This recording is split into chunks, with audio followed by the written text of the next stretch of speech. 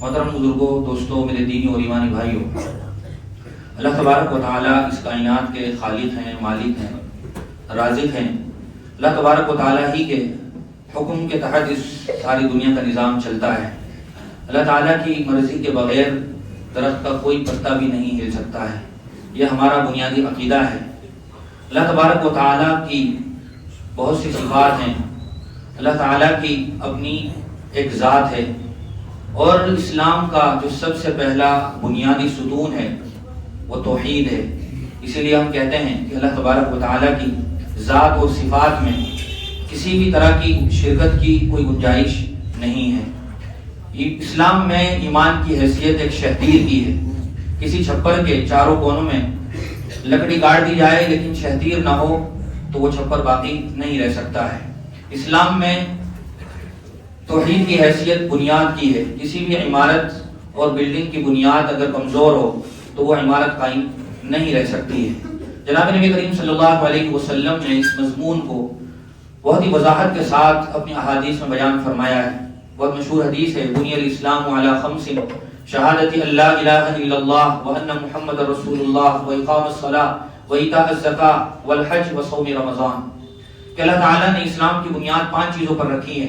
ان میں سب سے پہلی یہ ہے کہ آدمی اس بات کی گواہی دے کہ اللہ کے سوا کوئی معبود نہیں ہے، اور پھر دوسرے بنیادی عقائد ہیں۔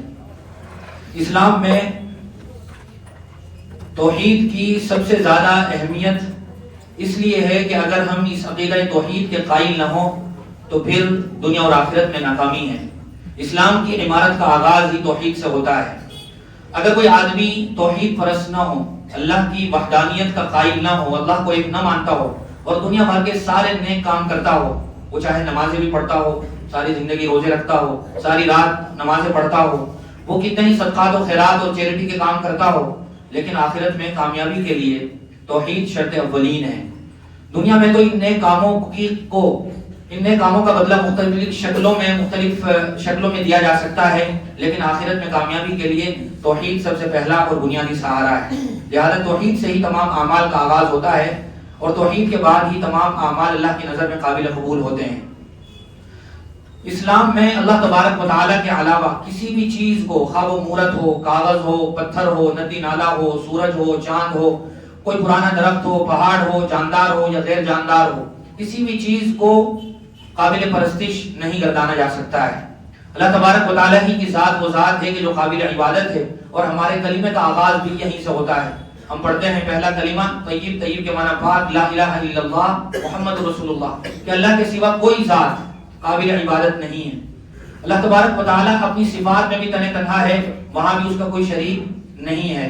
اور ہمارا یہ عقیدہ ہے کہ اللہ تبارک و تعالیٰ کی ذات وہ ذات ہے کہ جو عدم سے پاک ہے۔ اس کا مطلب یہ ہے کہ کوئی چیز پہلے موجود نہیں تھی، بعد میں وجود میں آئی۔ اللہ تعالیٰ کے علاوہ ہر چیز میں یہ قانون اور دستور باقی ہے، لیکن اللہ تبارک و تعالیٰ کی نہ کوئی ابتدا ہے اور نہ کوئی انتہا ہے۔ اس کے علاوہ جتنی بھی چیزیں ہیں سب مخلوقات ہیں، اور خالق اور مخلوق میں آپس میں کوئی توازن اور مقابلہ نہیں ہو سکتا ہے۔ خود قرآن کریم میں اللہ تعالیٰ نے یہ بات ارشاد فرمائی، افمن یخلق کمن لا یخلق افلا تذکرون، بھلا کیا پیدا کرنے والا اور پیدا نہ کرنے والا برابر ہو سکتے ہیں؟ اتنی بھی سمجھ نہیں ہے۔ یہ قرآن کریم کے الفاظ ہیں، افلا تذکرون، اتنی بھی موٹی بات سمجھ میں نہیں آتی ہے۔ کائنات کی ہر چیز کا خالق صرف اللہ تعالیٰ ہے۔ ہم بارہا سنتے رہتے ہیں، ذرے سے لے کے پہاڑ تک، قطرے سے لے کے سمندر تک، اور چیونٹی سے لے کر ہاتھی تک، ہر چیز کا خالق یہ اللہ تبارک و تعالیٰ ہے۔ وَلِلَّهِ مُلْكُ السَّمَاوَاتِ وَالْأَرْضِ وَمَا بَيْنَهُمَا يَخْلُقُ مَا يَشَاءُ، زمین و آسمان اور ان دونوں کے درمیان میں جو کچھ ہے سب کچھ اللہ تعالیٰ نے پیدا کیا ہے۔ وَهُوَ عَلَى كُلِّ شَيْءٍ قَدِيرٌ، وہ ہر چیز پر قادر ہے۔ وَخَلَقَ كُلَّ شَيْءٍ وَهُوَ بِكُلِّ شَيْءٍ عَلِيمٌ، وہ ہر چیز کا جانکار ہے۔ اور اللہ تعالیٰ نے فرمایا، ذَلِكُمُ اللَّهُ رَبُّكُمْ لَا إِلَٰهَ إِلَّا هُوَ خَالِقُ كُلِّ شَيْءٍ فَاعْبُدُوهُ وَهُوَ عَلَى كُلِّ شَيْءٍ وَكِيلٌ، کہ تمہارا پروردگار اور رب پالنہار وہ ہے کہ جس کے علاوہ کوئی چیز قابل عبادت نہیں ہے، اسی کی عبادت کرو، اور وہ ہر چیز کا رکھوالا ہے۔ قرآن کریم میں اس مضمون کو کسی لاگ لپیٹ کے بغیر، بہت ہی صراحت، کنتو پرنتو اور اگر مگر کے بغیر بیان کیا گیا ہے، اور اسی طرح ہمارے لیے ماننا یہ ضروری ہے، ورنہ تو ہمارے اسلام کی پوری عمارت لمحے بھر میں دھڑام سے گر جائے گی، اور ہم کتنا ہی اپنے زبان سے اسلام اور مسلمان ہونے کے دعوے کرتے رہیں، یہ ہرگز اللہ کی بارگاہ میں قابل قبول نہیں ہو سکتا ہے۔ ہم میں اور دنیا میں بسنے والے دوسرے دھرموں کے پرستاروں میں یہیں سے ہی فرق ہو جاتا ہے. ہمارے یہاں یہ حد فاصل ہے، امتیازی لکیر ہے کہ مسلمان صرف ایک اللہ کا پرستار ہے، اور مسلمانوں کے علاوہ دنیا میں جتنے بھی دھرموں کے ماننے والے ہیں، کہا جاتا ہے کہ جتنے کنکر اتنا ہی شنکر، یا جتنی بھی ایسی چیزیں جو انہیں فائدہ پہنچاتی ہیں وہ ان کے لیے بھگوان کی حیثیت رکھتی ہیں. وہ نہ جانے صبح سے شام تک کتنی چیزوں کو بھگوان مانتے ہیں، لیکن مسلمان کے لیے اللہ تبارک و تعالیٰ ہی کی ذات ہی صرف اور صرف معبود الہی ہے اور قابل عبادت ہے. اللہ تعالیٰ نے 20 پارے کی سب سے پہلی آیت میں اور زیادہ وضاحت کے ساتھ بیان فرمایا، امن خلق السماوات والارض وانزل لكم من السماء ماء فانبتنا به حدائق ذات بهجہ. اللہ کے بعد اس روئے زمین پر اور اس کائنات میں سب سے زیادہ مقدس اور عظیم ترین اگر کوئی ہستی ہے تو وہ جناب نبی کریم صلی اللہ علیہ وسلم کی ذات ہے. لیکن عبادت ان کی بھی نہیں کی جا سکتی ہے، ان کو بھی نہیں پوجا جا سکتا ہے. جناب نبی کریم صلی اللہ علیہ وسلم کا بھی بحیثیت خالق کلمہ نہیں پڑھا جا سکتا ہے. یہ ہم سب کا عقیدہ ہے. حالانکہ جناب نبی کریم صلی اللہ علیہ وسلم کے ساتھ ہماری اس قدر والہانہ وابستگی ہے، ہمارے جذبات، ہمارے سینٹیمنٹ صرف اور صرف حضور کے ساتھ جڑے ہوئے ہیں، لیکن عبادت کے لائق ہم ان کو بھی نہیں مانتے ہیں. روزے رسول پر جا کر حاضری دینا ایک مسلمان کی سب سے بڑی آرزو ہوتی ہے، لیکن وہاں جا کر بھی حضور اکرم صلی اللہ علیہ وسلم کے روزے پر سجدہ نہیں کیا جا سکتا ہے. ان کو مشکل کشا، حاجت روا اور کارساز تصور نہیں کیا جا سکتا ہے.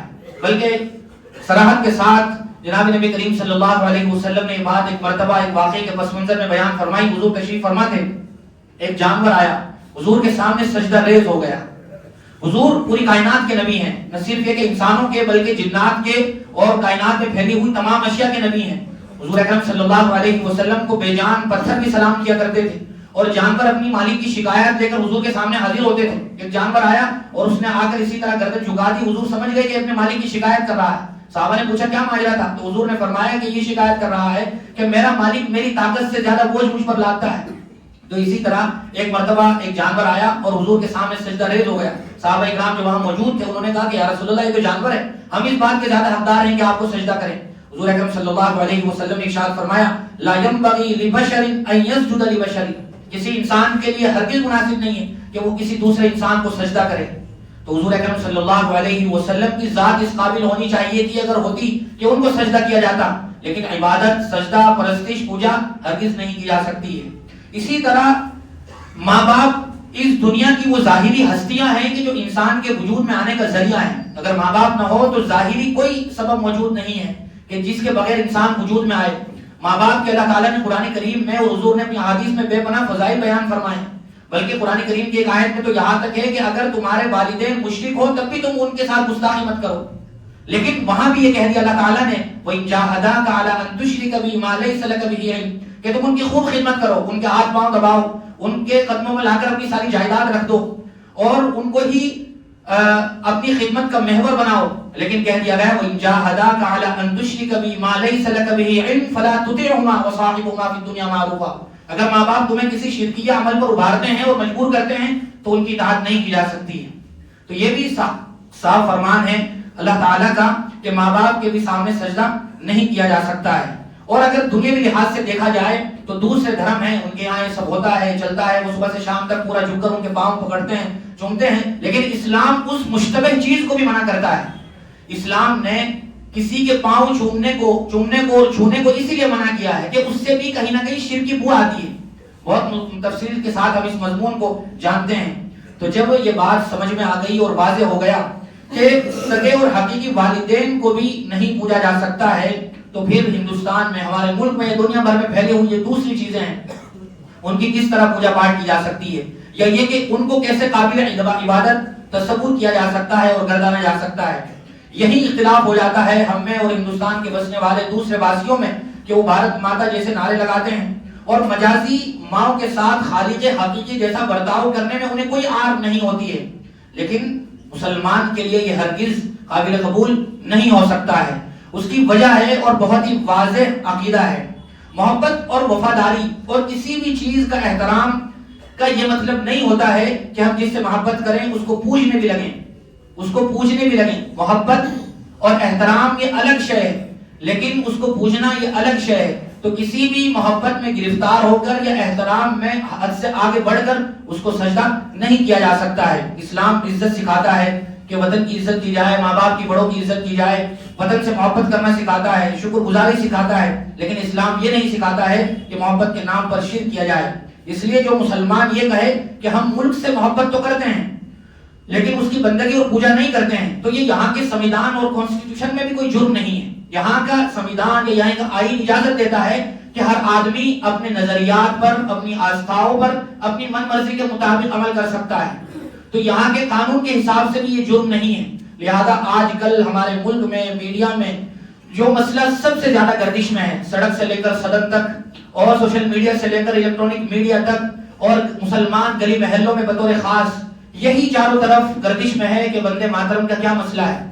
بلکہ بہت سارے بے روزگار نوجوان صدر بازار سے 100 روپے کا مائک لے کر مسلم محلوں اور بستیوں میں پہنچ جاتے ہیں اور سوال کرتے ہیں انجان اور ان پڑھ لوگوں سے کہ بتاؤ وندے ماترم کہو گے یا نہیں کہو گے؟ کیوں نہیں کہو گے جبکہ تم یہاں کا کھاتے ہو پیتے ہو؟ تو پھر یہ بہت ہی اہم ہو جاتا ہے۔ اسی طرح بہت سی مرتبہ مسلمانوں سے سوال کیا جاتا ہے کہ بتاؤ قرآن سب سے پہلے یا سمویدھان سب سے پہلے؟ تو اس طرح کے بہت سارے بنیادی اہم سوالات ہیں جن کا جاننا ہر مسلمان کے لیے بہت ضروری ہے۔ ہندوستان ہمارا وطن ہے اور وطن سے انسان کو فطری تعلق ہوتا ہے۔ یہاں ہمارے آباء و اجداد کی قبریں ہیں۔ ہمارے آباء و اجداد نے اس ہندوستان کو انگریزوں کے چنگل سے آزاد کرانے میں اپنی جانوں کا نذرانہ پیش کیا تھا۔ بھلا کیا کسی مسلمان کی محبت پر اور لوئلٹی پر بھی کوئی شک و شبہ کیا جا سکتا ہے؟ انگریزوں نے مسلمانوں سے یہ ملک چھینا تھا، تو اس غلامی کا سب سے زیادہ دکھ درد مسلمانوں کو تھا، اور اسی لیے مسلمانوں نے اس مقصد میں سب سے زیادہ خون بہایا کہ جب ہم دیکھ رہے تھے انگریزوں کا غلبہ تھا، شریعت اور سنت مٹ رہی تھی، مسلمانوں کے جنازے نکل رہے تھے، قتل و غارت کی عام ہو گئی تھی، تو مسلمانوں نے اس بات کو سب سے اہم مسئلہ سمجھتے ہوئے جہاد فرض کیا تھا۔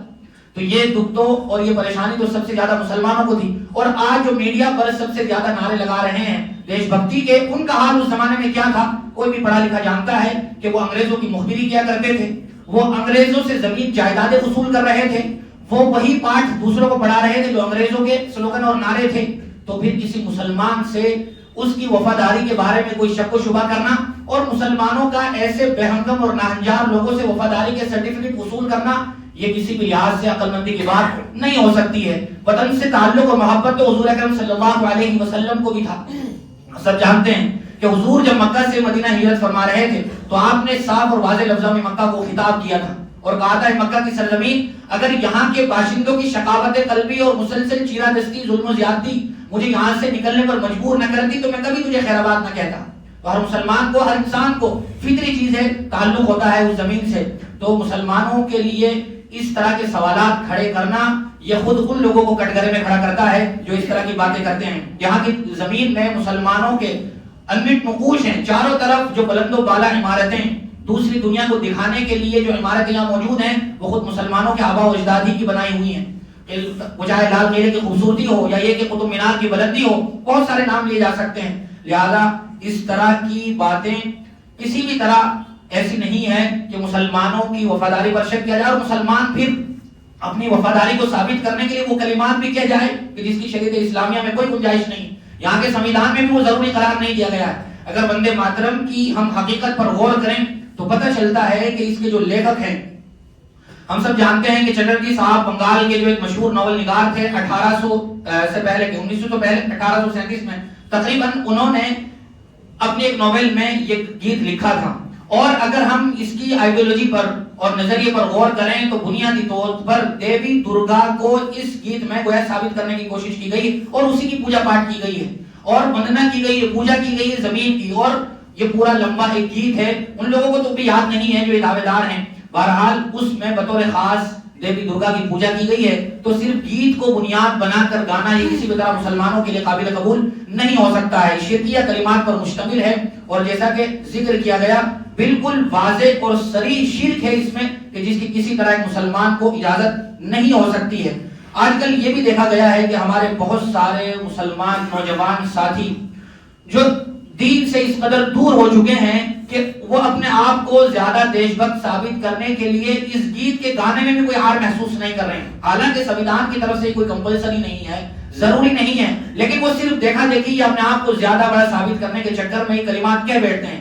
سچی بات یہ ہے کہ اگر وہ یہ کلمات کہہ دیں بغیر کسی مجبوری کے کہہ دیں تو ان کا، اگر وہ شادی شدہ ہیں تو بیوی سے نکاح ختم ہو جائے گا، اور وہ دائرہ اسلام سے لمحے بھر میں خارج ہو جائیں گے. لہذا کسی بھی طرح یہ مسلمان کے لیے گانا جائز نہیں ہے. اس سے پہلے بھی 1992 میں یا اس سے کچھ آگے پیچھے پوری یو پی میں یہ ضروری قرار دے دیا گیا تھا کہ ہر مسلمان، ہر اسکول میں پڑھنے والا بچہ، خواہ وہ کسی بھی دین دھرم سے تعلق رکھتا ہو، صبح میں اس گیت کو گائے گا. تو اس وقت علماء نے اس کی پرزور مخالفت کی تھی اور پھر بالآخر یہ حکم نامہ واپس لینا پڑا تھا. توحید اسلام کی سب سے پہلی بنیاد ہے اور شرک شریعت میں سب سے بڑا اور سنگین جرم ہے. ہم بارہا اس کی مذمت سنتے رہتے ہیں. اللہ تعالیٰ نے قرآن کریم میں ارشاد فرمایا ان الشرک لظلم عظیم، کہ شرک یہ ظلم عظیم ہے. حضرت لقمان نے بھی اپنے بیٹے کو جو سب سے پہلی نصیحت کی تھی وہ یہی کی تھی، یا بنی لا تشرک باللہ ان الشرک لظلم عظیم، کہ میرے بیٹے شرک مت کرنا، شرک یہ ظلم عظیم ہے. اور اللہ تعالیٰ نے فرمایا ان اللہ لا یغفر ان یشرک بہ ویغفر ما دون ذلک لمن یشاء، کہ ہر گناہ کی معافی ہے ہمارے یہاں لیکن شرک جیسے سنگین جرم کی کوئی معافی نہیں ہے. یہ سب سے بڑی دہشت گردی ہے اللہ تبارک و تعالیٰ کی ذات کے ساتھ کہ اس کے ذات اور صفات میں کسی کو شریک کیا جائے. توحید کی امانت سینوں میں ہے ہمارے، آسان نہیں ہے مٹانا نام و نشان ہمارا. اس لیے چاہے جذباتی انداز میں ہو یا یہ کہ صرف دوسرے کو دکھاوے کے چکر میں ہو، اگر کوئی آدمی یہ گیت پڑھتا ہے اور اپنی رضا و رغبت سے پڑھتا ہے بغیر کسی اکراہ کے اور مجبوری کے، تو ایسا آدمی دائرہ اسلام سے خارج ہو جائے گا. اس لیے اس حقیقت کو جاننا اور اپنے ذہن و دماغ میں توحید کو مضبوط و مستحکم کرنا یہ موجودہ وقت کی سب سے پہلی بنیادی اور اہم ضرورت بن گئی ہے. اللہ تعالی ہم سب کو صحیح اور سچا پکا مسلمان بنائے. وآخر دعوانا الحمدللہ رب العالمین.